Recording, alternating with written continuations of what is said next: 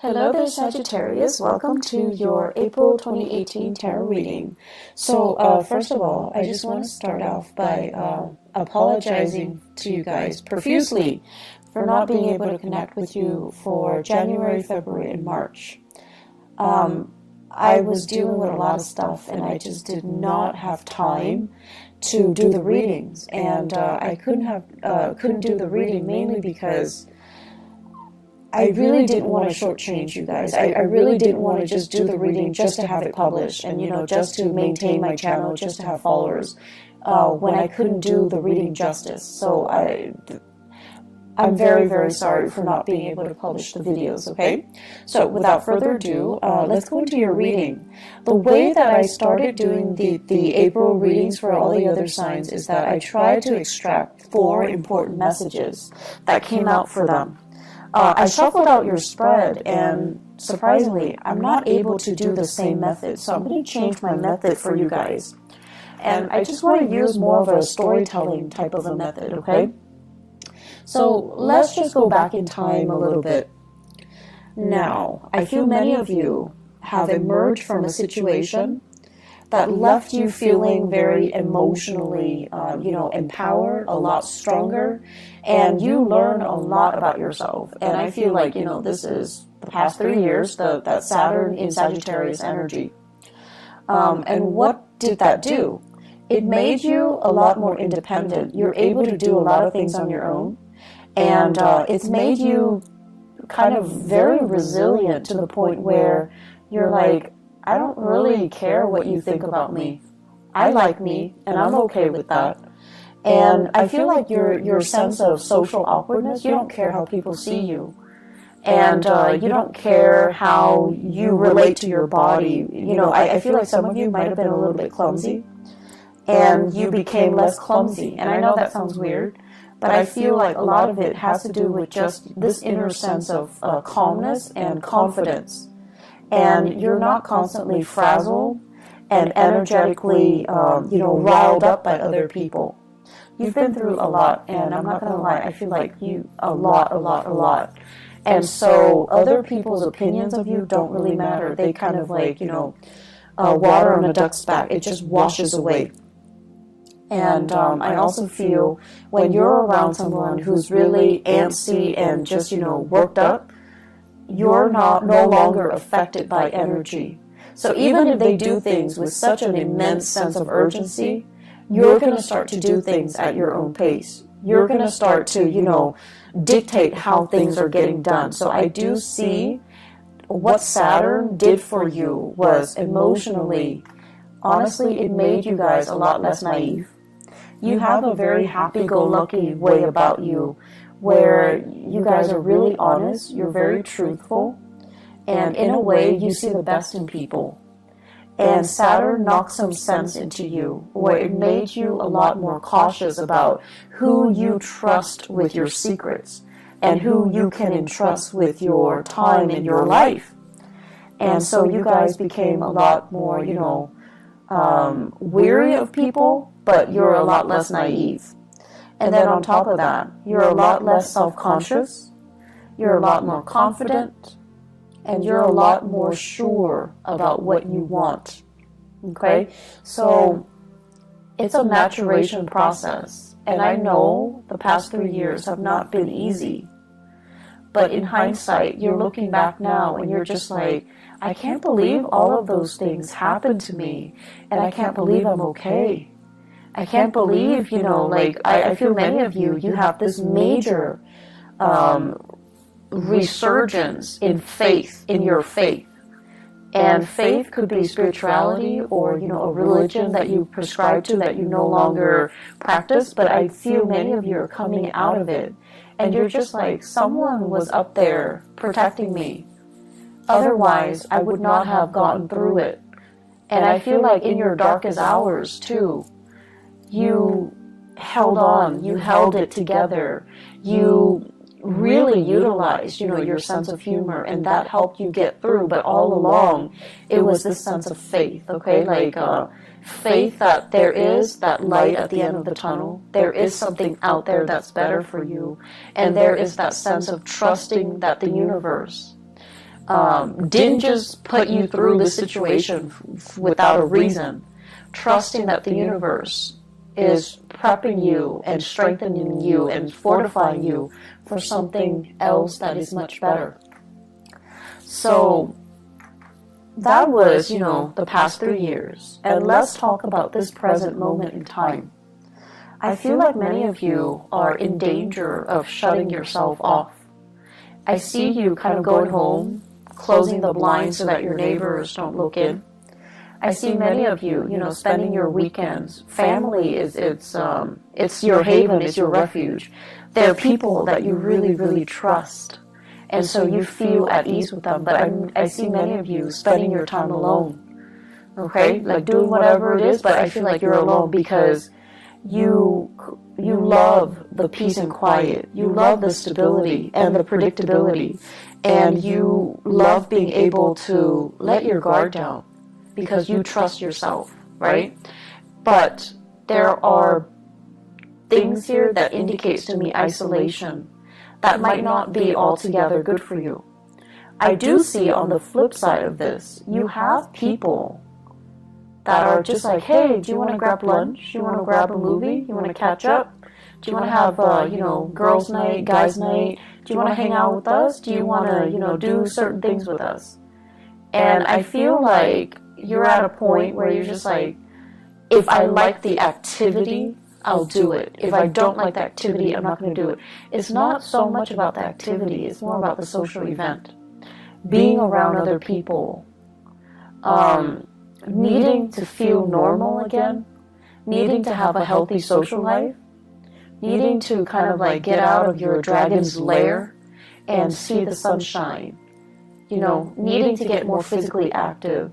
Needing to just, as a fire sign, needing to feel that joy of living, joy of life when you're around good people.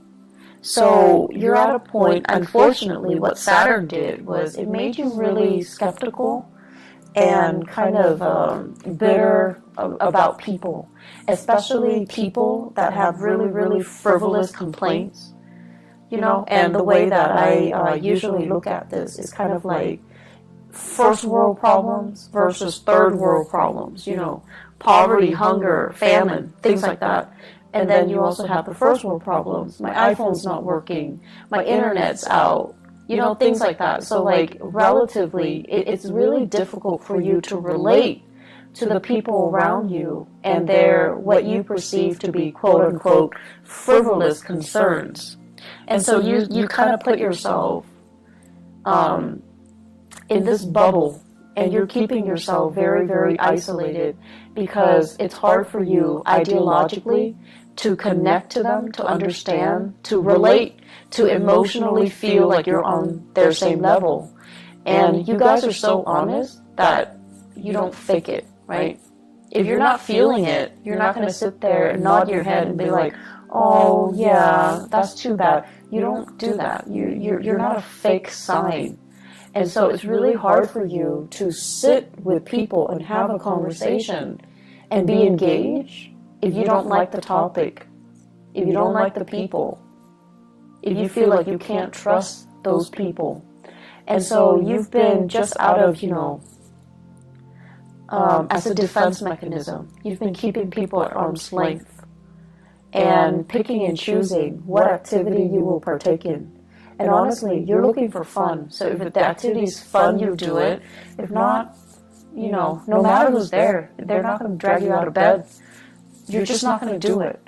But try your best to say yes. Say yes to all of them. Say yes to as many as you can. Say yes to reconnecting with a community of people. Working on your social skills.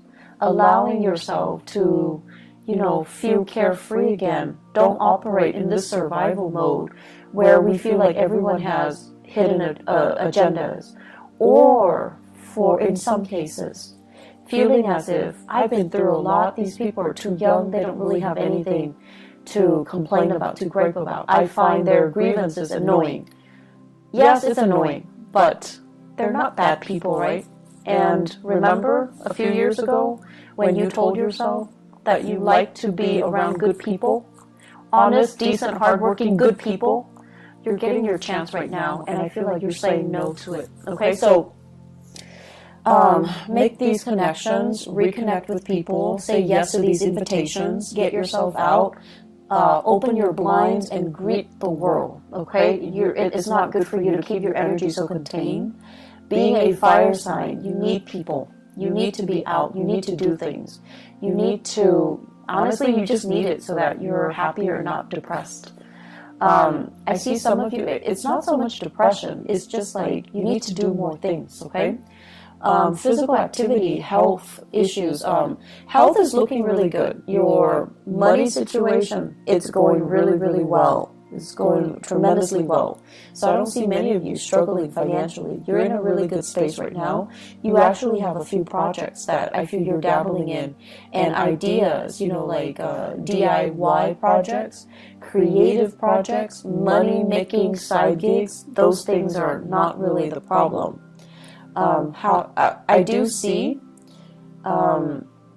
health is going well, and you guys are really lucky. You have a fast metabolism, and you're generally very carefree, so I don't feel like you're a hypochondriac where you have shakes and shivers, where you feel like cold all the time.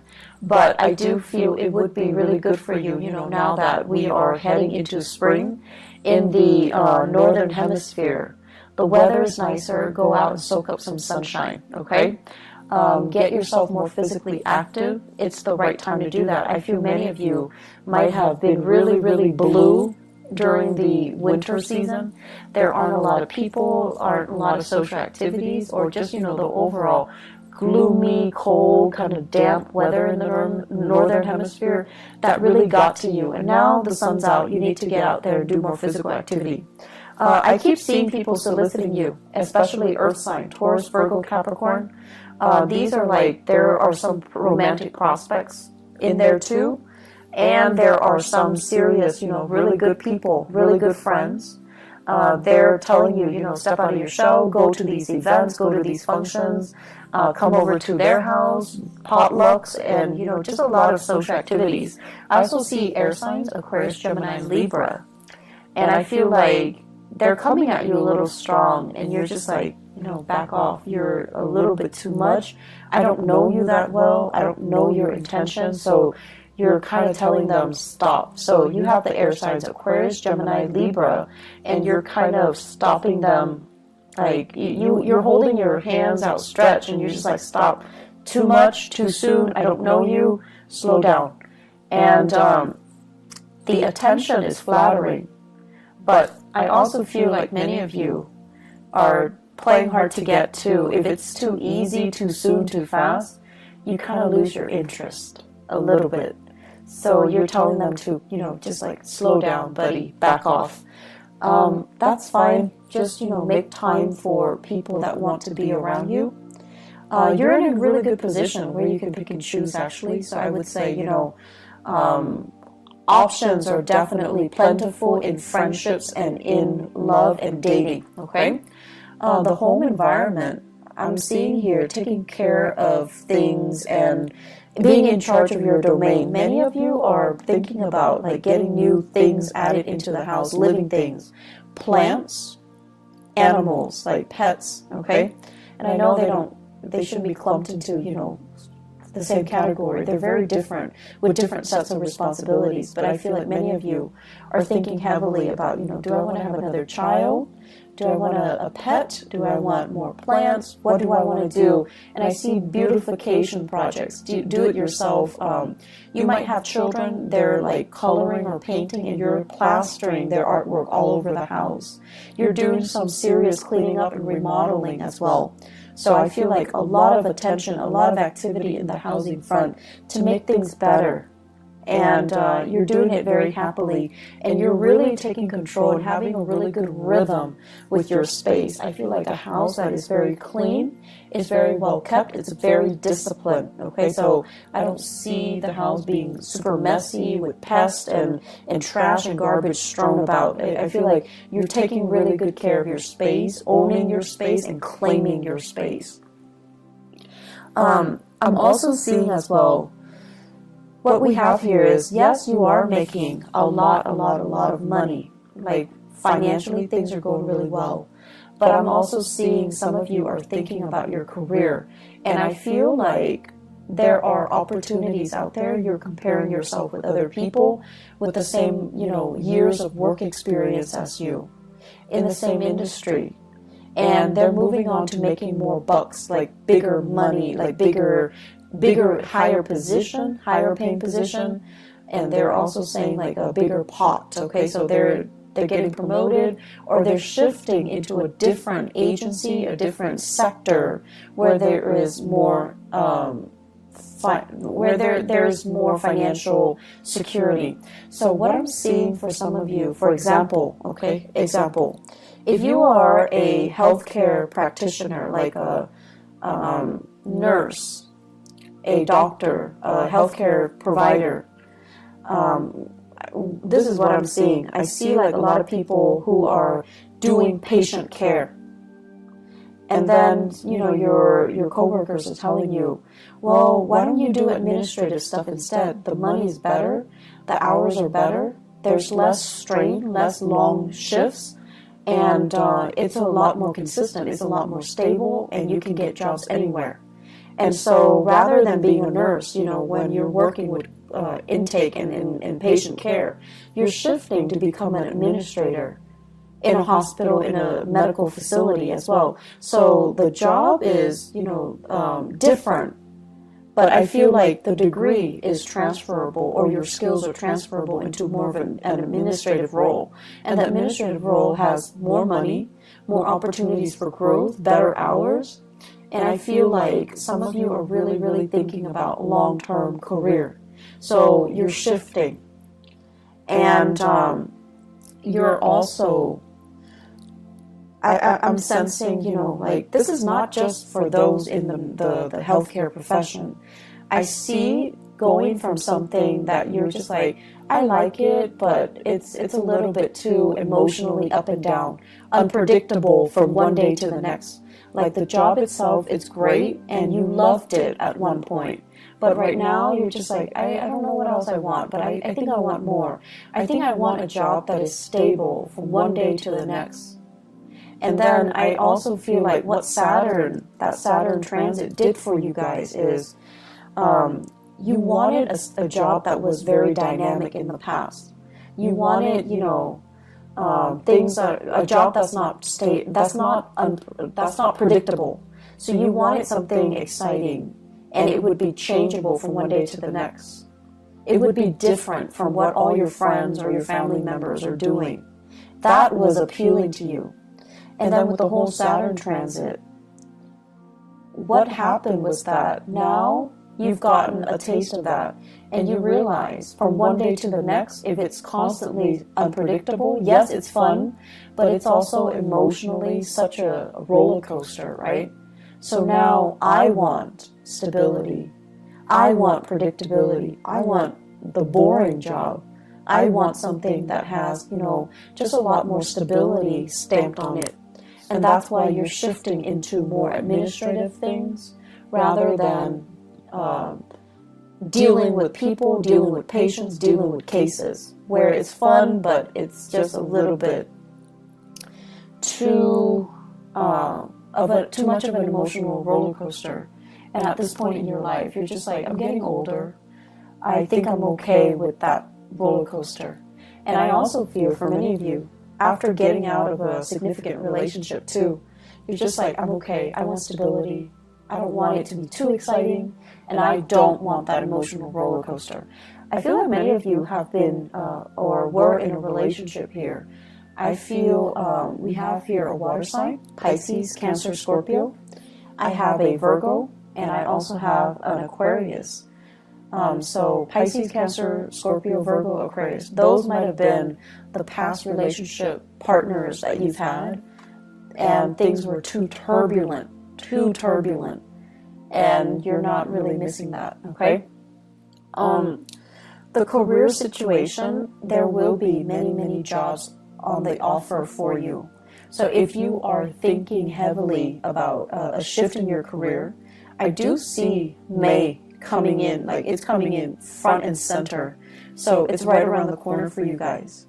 I also feel as well, really good jobs coming through, like jobs that will offer you that stability, okay? So if you're trying to establish that work history, I see things coming in the month of May and then June.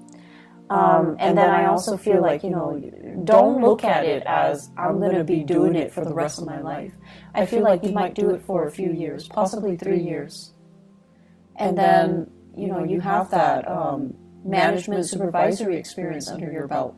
And then you can move on and find something else too. So it's not going to be that final destination. It's still, you're still trying to find things out, okay? So maybe after those 3 years, then you're going to be like, oh, that's a little bit exciting. It's a little bit stable, but it was kind of boring. Now I'm ready to go back to, you know, that unpredictable job, that emotional roller coaster of a job. So I see a lot of, you know, back and forth here, and there is nothing wrong with that. So don't tell yourself that that's abnormal to want these things and then to kind of go back on your words, okay? There's nothing wrong with what you're doing. If you want to take several years and to have like a change of pace in your work environment, that's fine. You're not doing anything irresponsible or reckless. And if you need that, that's totally fine. The only danger is, you know, other people are in a specific situation and they hate their job, but they're so fearful about leaving. You're being proactive and you're leaving before it gets stale, and you're leaving because you know you need something else. You need a change of scenery, whatever that might be, okay? So May, June, great career moves, okay? Great career months. The month of July, I also feel like you're getting some feedback as well, but I feel like they're saying they came belatedly. So I feel like you're going to be accepting something in May and June. And then the July timeframe is when some of you might be undergoing some type of a training program or a job offer comes in and it's kind of like below expectation. So that's in the month of July. In terms of, let me see, I keep seeing a lot of relationships here.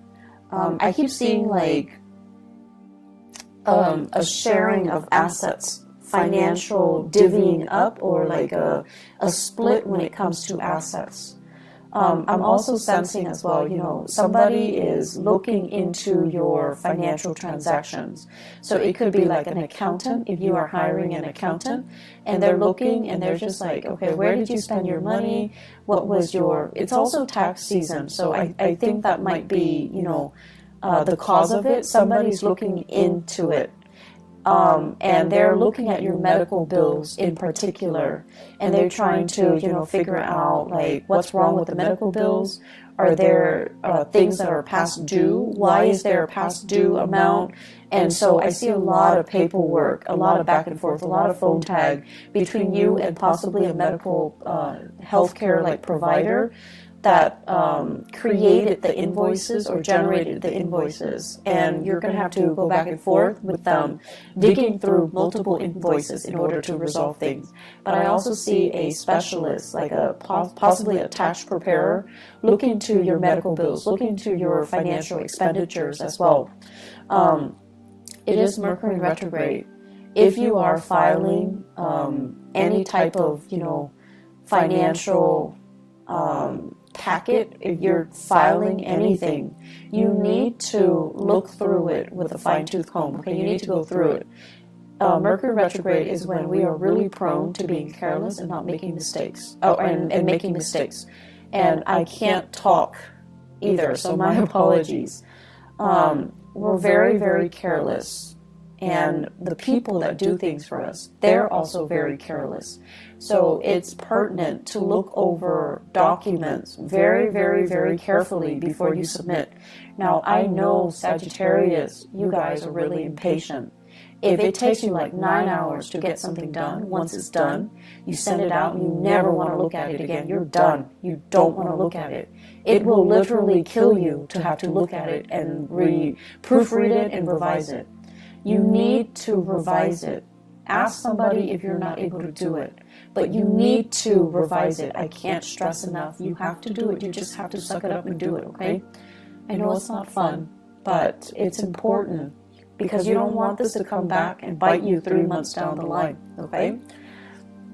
One last thing here. You know, you guys are like, at this point, I just feel like you've been through some things and you're skeptical of people.